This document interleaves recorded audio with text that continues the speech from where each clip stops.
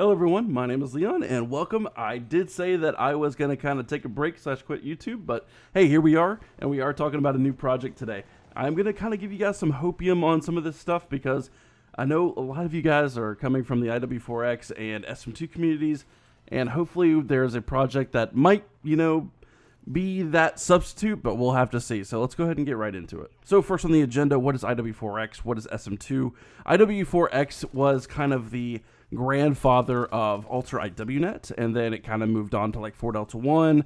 There were like Rocket V2. There was IW4 Reps or something like that. That basically the Reps clan created a Modern Warfare 2 client, and then kind of the next biggest one, which was kind of the center stone, was IW4X, and it was completely re-engineered.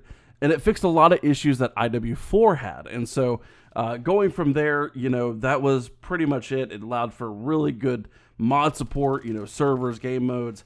A lot of the old mods that were designed for like Ultra IWNet and things like that in 4 Delta 1 actually would work in IW4X. And so it was pretty a good experience if you had to ask me. And now that they've kind of been shut down, the servers are kind of hit or miss right now just because of how that technology works in the background. And so there's some servers that you are still able to connect to. However, the client is officially shut down and the website is also officially shut down. And of course, these shutdowns did come from a cease and desist order from Activision. It was coming. I foresaw it too, especially when they released the Boy client, which was the Black Ops 3 client. I kind of saw it in the air. And this is my opinion, by the way. This is not coming from me speaking to anybody in any of these communities, but this is my own opinions. I truly believe that IW4X was just straight up shut down because of the Boy client. I don't have any other, like I said, sources to confirm that. But if you're going to charge for a client, even off of Patreon, it's some kind of donation, that is money that is not going to Activision. Therefore, they are going to completely, send you a cease and desist. I do believe that was the reason. It was very close to the SM2 era of cease and desist. I think they were kind of in the mix. For SM2, they weren't charging anything, but I can go into that a little bit later. So I briefly mentioned about SM2. SM2, of course, was a complete reimagining of basically, in my opinion, I think it was like Modern Warfare 2, Black Ops 1, Modern Warfare 3 had all of the guns, Advanced Warfare guns, it just had tons of just different weapons. It had camos, maps, imported everything. Basically, it was the perfect classic Call of Duty. Straight up, I've followed it for I think it was 2 years that it was like in development. I followed it for a while. I covered it, and it was really interesting. I truly believe that they received a cease and desist because of Modern Warfare 3, the current one. I do think that because they were remastering all the maps and everything like that, and then also them announcing that they're going to use the H1 engine or H2 engine instead of the IW4 engine, because the IW4 engine unfortunately was limited to 4 gigs of RAM because it was 32-bit. There was just a lot of technical reasons behind it. However, I do believe that it got shut down due to just the fact that they were coming out with Modern Warfare 3 and that they were trying to use the new engine, and Activision just clearly they were kind of in the background. I also think that Microsoft's kind of cleaning house. They don't want any liabilities. Activision doesn't want any liabilities. I think this is a very strange time to start working on these clients, and no one knew prior that Activision was going to be acquired by Microsoft. So I don't necessarily think this is a Microsoft thing that they told Activision to do. I think that Activision is cleaning house because of a acquisition. And so background and legal, when you think about this kind of stuff, is that essentially, if Activision is going to sell themselves to a bigger conglomerate, Microsoft may have clauses in there to say, look, if you got anything legal, if you got anything pending, let's go ahead and tackle that, because what's going to happen is that transfer of legal is going to have to all be transferred from Activision to Microsoft. And so what I truly do believe is they went ahead and did a cease and desist to these clients only because that they were about to get purchased. They don't want any potential legal issues going on to Microsoft, or Microsoft maybe have told Activision, said, look, you got to protect your IPs, or we're not going to basically buy you. I do think that they already well in advance knew that SM2 was on the radar. I'm pretty sure their legal teams know when these projects spark up, even if they're like tiny.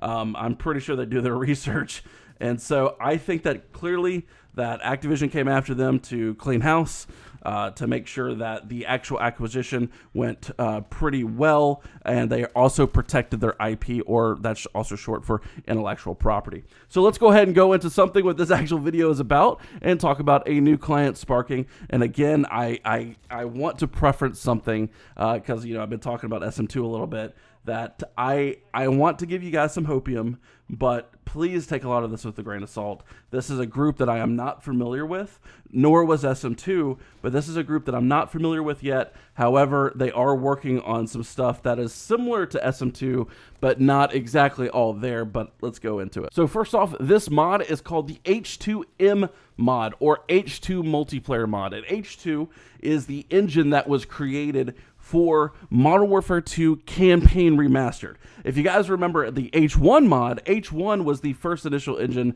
created by, I want to say, since it has H in it, I want to say it's High Noon. So I want to say that this is a High Noon engine that was created for the actual remaster for Modern Warfare. Now, again, I could be wrong on this one, that my information is a little lacking there. I'm pretty sure it wasn't Beanox. Beanox is pretty, Raven and Beanox, I believe, are heavily invested into, what's it called, Warzone. Freaking Warzone's not even played anymore because everybody hates it. But anyway, that Warzone, essentially, they've been working on Warzone. So I believe High Noon is the actual developer of that engine. So basically, it's a multiplayer mod for Call of Duty Modern Warfare Remastered, the 2016 variant, that aims to recreate the original Modern Warfare 2 2009 multiplayer experience with a little added twist there. And so essentially what that means is they're building it out. In theory, that would actually be the H1 mod, but I can kind of see where they're talking about H2. H2 has kind of been reverse engineered for about a year now. I believe there's been a couple people already, developers, that have kind of already reverse engineered that engine, and they're trying to build in there. And so I can kind of see where they're going with this. And they're basically saying they're taking the Modern Warfare 1 kind of experience of that engine and saying that, okay, well, H2 is kind of going to be a thing. And so they're trying to import like maps from 2009. They're going to import weapons.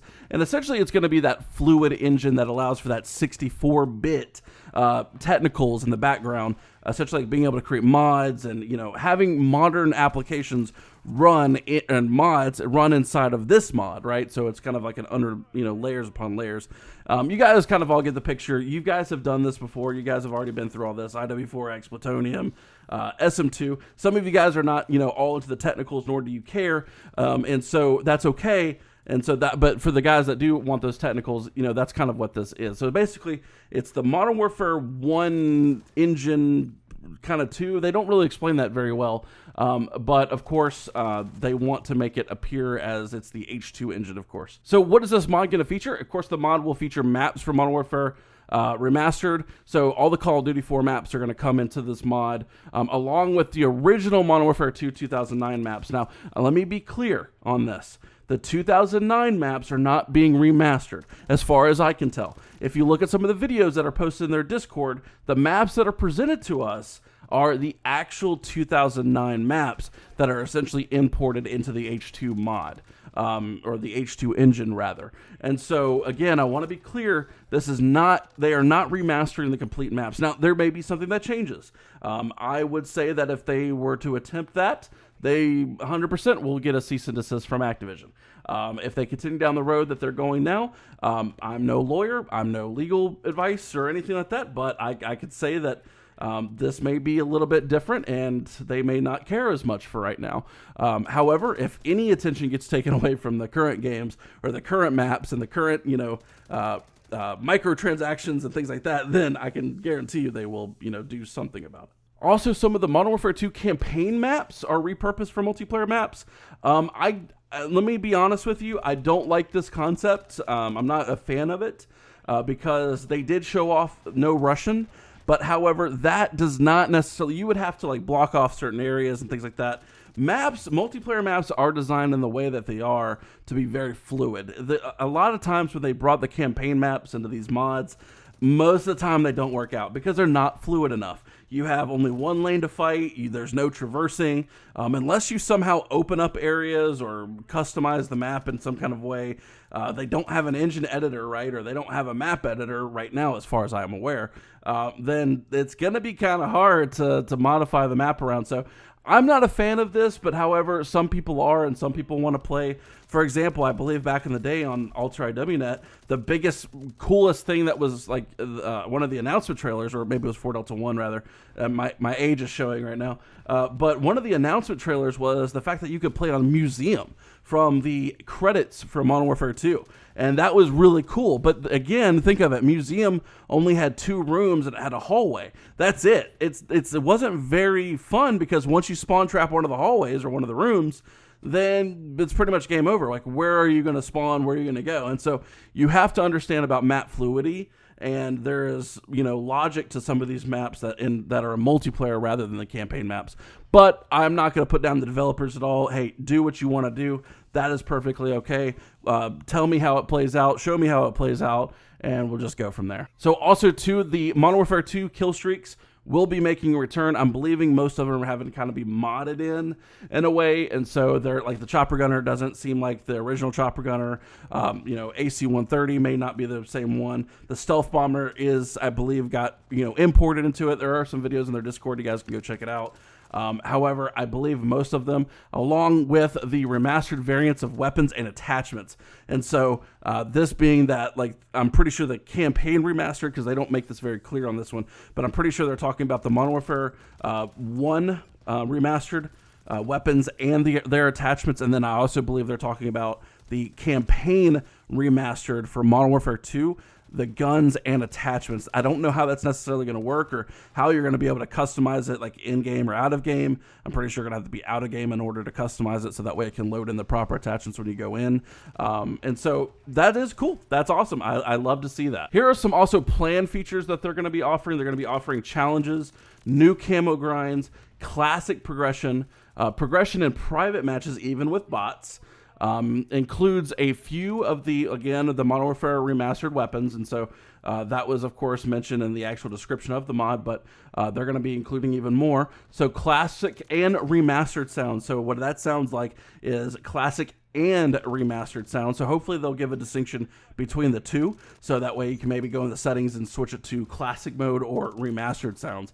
I personally like the classic ones. Remastered are okay, but I personally like the classic ones a lot better. So, and also the classic music. So classic music from those games will be coming into the actual game as a planned release. So let's get into release dates. I don't really believe in release dates. I don't believe in developers even telling us release dates anymore, let alone a mod. So right now, the ETA is Q1 2024. So this quarter of 2024, I suspect it will most likely get pushed into Q2 or Q3.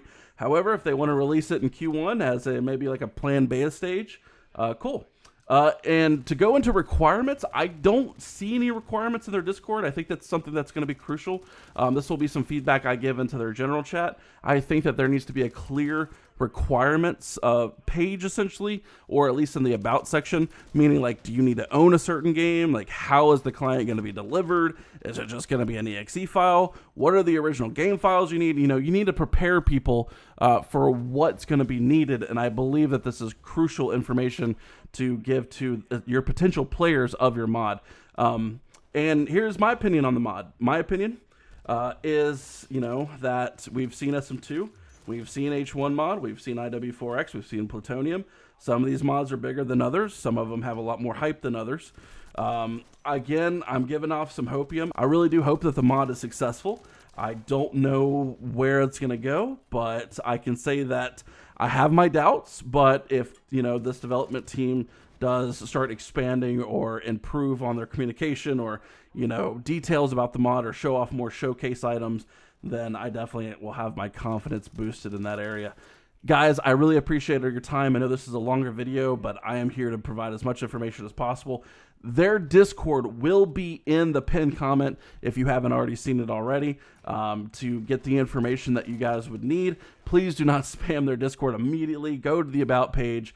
I know you guys are going to have a lot of questions. Again, please understand, people are people. They may not see it. You know, they're going to take some time to answer some questions, and I'm pretty sure they'll put it in the announcements tab. So anyway, guys, I really enjoy you guys coming here. I don't post videos very often. Please subscribe if you like this content. Drop a like for me. It helps the algorithm a little bit. And I will see you guys in the next one. Peace.